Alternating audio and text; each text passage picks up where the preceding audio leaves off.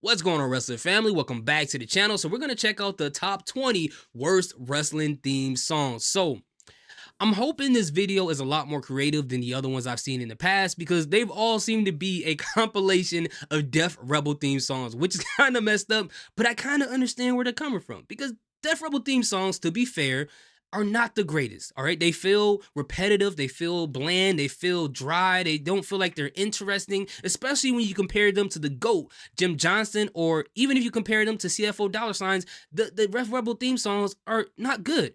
But to be fair, and in defense of them, they do have a couple of theme songs that are actually pretty good, and dare I say, they do have a banger or two in their repertoire. Starting off with the theme song I love to work out to, Taking It All for Solo Sikoa, or Head of the Table for Roman Reigns, or one of the theme songs by them that I feel like is underrated, it is Burn the Ships for Baron Corbin. They do have some good ones, but I won't lie, they do have a ton of theme songs that sound like air-fried hot garbage, and we're not going to talk about that. We're going to focus on this video right here. Now, before we get started, do me a favor, hit that subscribe button. Let's get into this. Warning, the music you're about to hear will make your ears bleed, because this is the top 20 worst wrestling theme songs of all time. Number 20, Tamina Snuka. Here's a crazy fact for you. Tamina made her debut in 2010 and wasn't removed from the active WWE roster until July 2024. Despite being in WWE for nearly 15 years, Tamina never really came into her own. Part of that might have been the entrance music they gave her.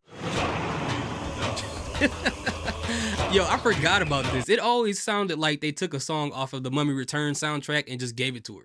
That's just what it sounds like to me. It's not the worst I've heard of all time, but it's not that great. It's not good at all.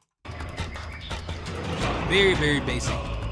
The song is just literally Tamina's name said over and over again. The music itself is just kind of underwhelming too. It sounds like it's building to a big payoff, but it never comes. Kind of like Tamina's entire WWE career. Number 19, Sheik Abdul-Bashir. Okay, so Bashir's actual music isn't that bad, but it's what you hear at the beginning that earns it a spot on this list. After a somewhat controversial run of playing an angry Arab American, Daivari was released from WWE in 2007. Several months later, he debuted for TNA, now wrestling as Sheik Abdul-Bashir. Despite the name change, TNA decided to give Daivari basically the same anti-American character he had in WWE, even calling him the Middle Eastern Nightmare. I hate those here's gimmicks, the music man. they gave him.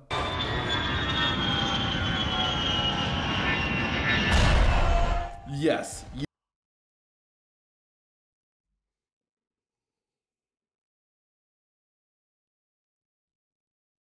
Yo, who said it was okay for him to have that theme song at TNA? That is nuts, bro. That is, we all know what that is. That is ridiculous. This is a desperate and dumb attempt at trying to get somebody to get hated the most. This is like Vince McMahon and the Iron Sheik all over again. Why would they give him this theme song? And I understand that wrestlers need to, do whatever they need to do to get into the business that they love and make money in that side. So that's probably the motivation behind him doing this. But at the same time, bro, this is some things that ain't worth the dollar amount. Like, did he think about the fact of how this makes the people in the Middle East look? Like, it just keeps regurgitating the same stereotype that all of them from there are terrorists or people who will be involved in 9/11. This is nuts, bro. I would never do this. I don't understand, bro. That's I don't know. You heard that. I could talk about this for a whole hour. The wrestler with Persian heritage a plane crashing sound effect at the start of his entrance music. Why? I was shocked that there wasn't more backlash to this, but then I remembered TNA would need fans for that to happen. Dang. Number 18, The Rock. Okay, it's not what you think. The theme song I'm talking about was so bad that it was only used once. In late 1998, the Great One was preparing for a match with Al Snow, but when it came time for The Rock to make his entrance, this is what fans heard. Do you smell what The Rock is cooking?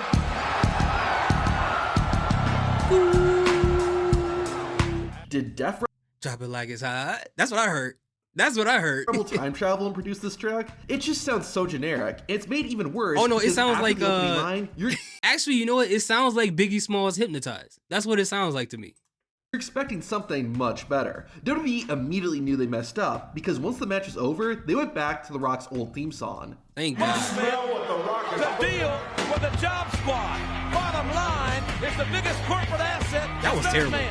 Number 17, Anna Jay. In September 2024, Anna Jay returned to AEW after being gone for about 3 months. She brought with her some new music, and it was something. Of all time. No, this can't be real. Welcome to the show. There's just something bad about the What theme. the heck?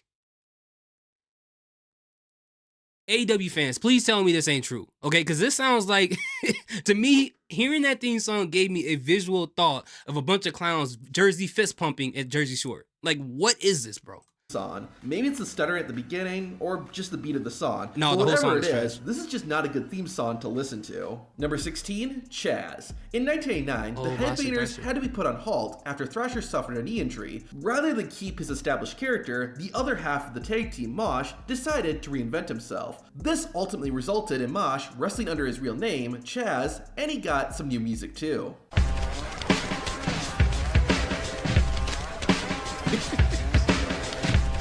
But that do sound like a theme song that would come out from back then. It's not terrible at first, but the more you listen to this theme song, the more repetitive and grating it gets. In fact, at one point, the sound sounds like it's farting. Number 15, Jeri-Show. In 2009, after Edge got injured, Chris Jericho needed a new tag team partner to defend the unified WWE Tag Team Championship. Jericho's choice was The Big Show, which created Jeri-Show. When they debuted though, WWE put together a remixed version of both Big Show and Jericho's theme song. That sounds terrible on paper. Well, come on! You know I got you! Yeah! I forgot about this. Honestly, it's the song repeating Big 5 times at the beginning that makes the song so laughable. The rest of the song just flips between Big Show's music and Chris Jericho's, so it's just barely its own original theme song. Luckily, WWE realized this song was awful and gave the team a much better remix. Well,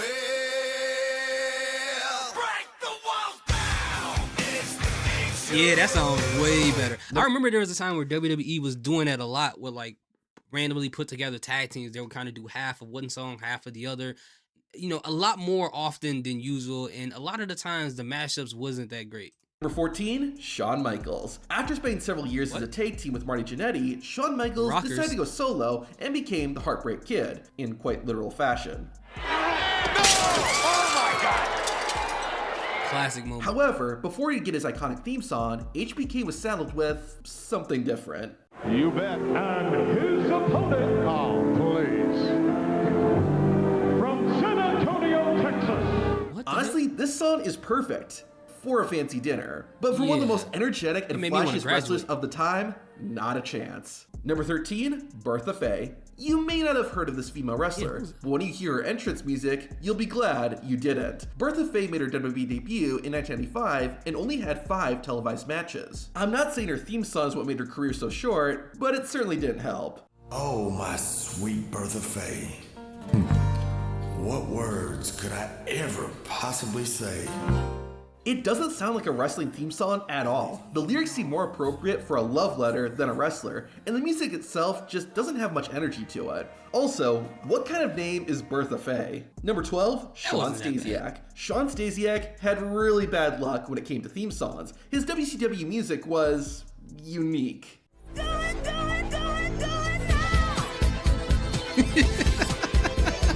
However, the reason Shawn Stasiak makes this list is because of his WWE theme song. In 2002, Stasiak returned to WWE, but he started acting strange, saying he was from Planet Stasiak and he heard voices in his head. Unfortunately, he didn't get an awesome theme song like Randy Orton. He instead got this.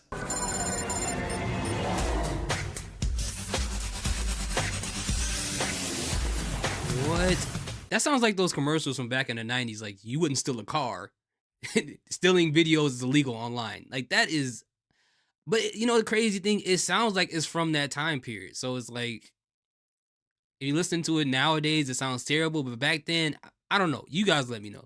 It's not necessarily bad, but it's just so weird. There's all these space sound effects in the song, and it just screams Jobber to the stars. Number 11, the Voodoo Kin Mafia. Here's another theme song that sounds alright, but has a really wild beginning. If you aren't aware of who the Voodoo Kin Mafia is, well, consider yourself very lucky. The group consisted of the Road Dogg Jesse James and Billy Gunn, or should I say BG James and Kip James. In 2006, James and Gunn were in TNA, and they formed their own group, the Voodoo Kin Mafia. The name meant nothing, but the group's initials, VKM, were the same as Vincent Kennedy McMahon. Oh, anyways, that's the crazy. Voodoo Kin Mafia is a beast in of itself, but their entrance theme song was completely unhinged. 911, 911 operator, what's your emergency? For whatever reason, their theme song starts with a woman making a 911 call as her home is being broken into. The rest of the music is fine, just an intense rock beat, but the opening is just so out of pocket. We unfortunately don't find out what the woman was about to say, but I like what these comments suggest.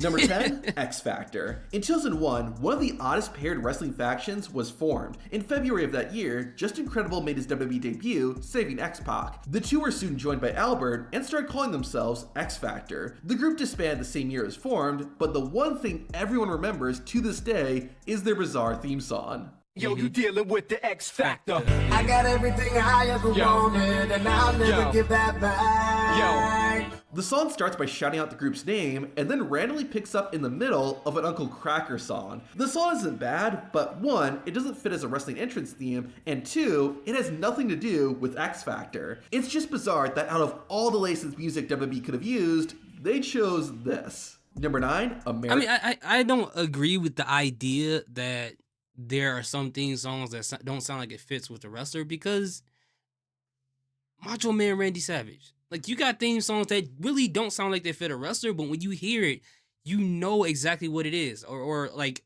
we talk about Ric Flair, right? It fits his character. That's, if you don't think about Ric Flair, if that theme song was applied to anyone else, you would think it's not really a wrestling theme song. So to me, it's like, what exactly is a wrestling theme song, you know, that's supposed to be heard, right? As long as it fits the person's gimmick, as long as it works with the character, I'm fine with whatever the theme is. But if it's really terrible, like we heard earlier today with the whole Anna Jay theme song, that's a whole different story. I can't accept that mess. American Males. In 1995, WCW introduced a new tag team consisting of Scotty Riggs and Marcus Bagwell. They called themselves American Males, and if you couldn't remember their name, the team's theme song made sure to remind you.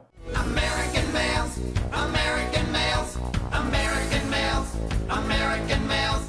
This theme song sort of falls into the so bad it's good, but the robotic sounding voice is just kind of weird. However, whatever you do, do not listen to this song backwards. Seriously, don't. Why? Number 8, R-Truth. In 2011, R-Truth turned heel for the first and only time in his WWE career. As such, R-Truth needs some new music. Or did he? The truth shall set you free. And that's it. I know that some would argue it's not really a theme song, but I'm counting it on a technicality, since this is what would play every time R-Truth made his entrance. The real question though is, if no music is number 8, then how bad are number 7 and below? Yeah, that's not really that bad. And I remember Tommaso Ciampa did that in NXT when he first turned heel before he got No One Will Survive. He came out to no theme song. Dolph Ziggler did that as well when he was trying to, he was messing with the crowd by coming out to no theme song. So I wouldn't really count that, man. That's a filler spot right there. Number 7, Brie Bella. While it wasn't the Brie best Mo. K-Team theme song, the Bella Twins music was solid.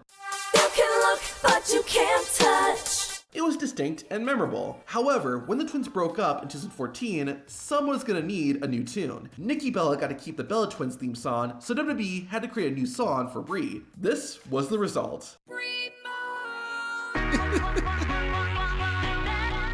And yes, that is I blood do not dripping like that from your theme song ears. at all. The actual music is just a generic pop beat, but the lyrics are what make this theme song so awful. Someone had way too much fun with auto-tune. Listen long enough to Also, hear the if you're wondering lyrics. what Brie mode is, it originated from the Total Divas reality TV show, and is what would happen when Brie Bella got extremely drunk. Number 6, Goldust. This is the only song in this video. I remember she used to scream that in the middle of her matches and no one would react. Like, she'll go, Brimo! And Muzz would be like, okay, what does that mean?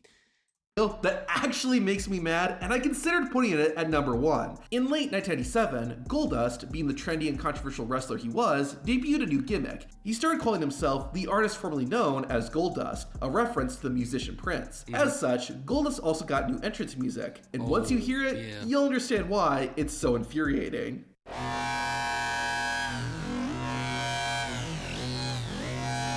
Here's why I hate the song. It's actually kind of good. There's sort of a rock version of Goldust's regular theme song, and it sounds awesome. Oh, it's not bad, man. What ruins it is that freaking electric kazoo. It's so annoying. WWE had such a good theme song and they ruined it. It's like someone dropping sewage water on a birthday cake. It's still a cake, but are you really gonna eat a piece of that? Number 5, Right to Censor. If you're watching WWE during the Attitude Era, then this theme song will give you flashbacks. It's annoying though. I'm not even gonna lie to you. Honestly, the beeping sound effect is what annoys me the most. I get that Right to Censor's theme song was supposed to sound bad, which is why it's only number 5. Still, if the goal of this song was to make you hate the RTC, then it overachieved. Number 4, Bastion Booger. That's crazy. No disrespect to the They came out dressed out like Geek Squad workers. Oh my god, this guy is nasty. And tell me when this part is Bastion nasty. Booger is easily one of the most disgusting wrestlers in WWE history. Bastion Booger debuted in the mid-90s, during the phase of flashy gimmicked wrestlers. Booger might be one of the worst, and his theme song definitely helps with that title. I'm the Booger Man.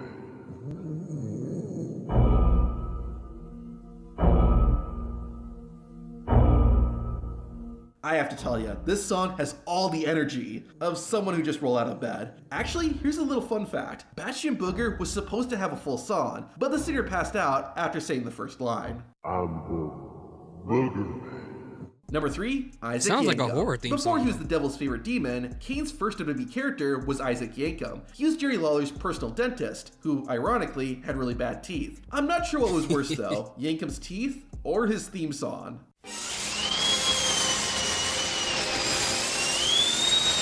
Yep, that's the sound of a dentist drill. There is a quiet violin in the background, but you can barely hear it over that drill. Like Right to Censor, this is another theme song that is supposed to sound bad in order to get fans to boo. So, can it really be counted? To that I say, if I intentionally burn toast, does that mean it tastes good? Number 2, the Shockmaster. What? It might come as a surprise, but after the Shockmaster's unforgettable debut, he did actually wrestle. However, the fans had clearly given up on Shockmaster, and it seems like his theme song did too.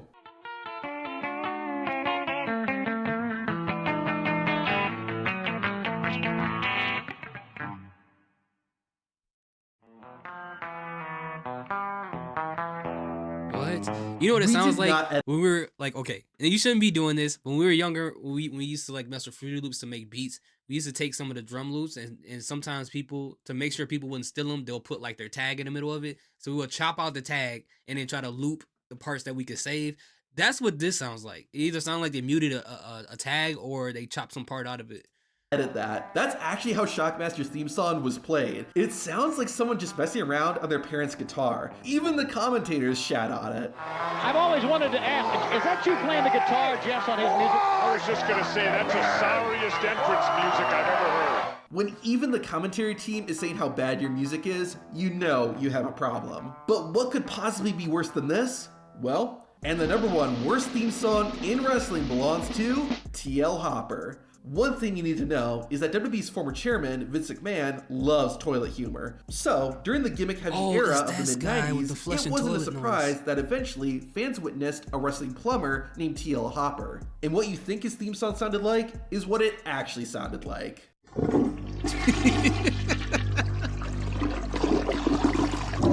This theme song literally sounds like poop. Now, I know you still want to hear the American Male's theme song backwards. What is happening here? Okay. Yeah, I can agree. This is some of the but the ones that most of the ones on this list, it feels like they were purposely that way. There's no way they made the toilet as a theme song to make it entertaining or for fans to play it again over and over back in the day on their cassette tapes. But what is the worst theme song in wrestling history in your personal opinion? What's your top 10? Let me know in the comment section. Thank you guys so much for watching. Salute, peace.